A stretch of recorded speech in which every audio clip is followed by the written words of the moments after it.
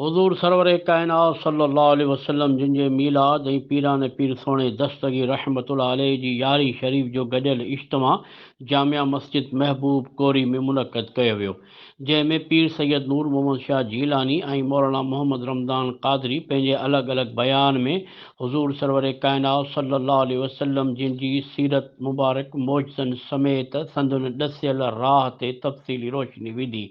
जॾहिं त हुज़ूर पीराने पीर दस्तगी रहमतुल्लाह अलैह जी विलायत ऐं करामतुनि जो पिणु ज़िक्र कयो। इन मौक़े ते अल्ताफ़ हुसैन नक्शबंदी, फ़क़ीर अली ख़ान मीराणी, नज़ीर अहमद नक्शबंदी ऐं सलीम अहमद क़ादरी आका करीम सल्लल्लाहु अलैहि वसल्लम जिन जी शान में नात शरीफ़ ऐं पीराने पीर जिन जी शान में मनक़बत पेश करे दाद वसूल कयो। प्रोग्राम जे मेज़बाननि गुलण मंगसी, हाजी मुनीर अहमद मंगसी ऐं वक़ार अहमद मंगसी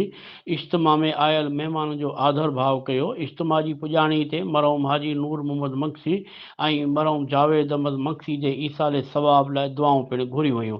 इज्तिमा में केतिरनि ई मज़हबी शख़्सियतुनि खां सवाइ निसार अहमद खेड़ो, काज़ी जावेद सनाई, सजण ख़ान मंगसी, ख़ान मोहम्मद सोलंगी, आबिद हुसैन भट्टी, हाफ़िज़ ग़ुलाम हुसैन चांडियो, रुस्तम अली कोरी ऐं शब्बीर अहमद चांडियो खां सवाइ ॿियूं शख़्सियतूं पिणु शरीक हुयूं।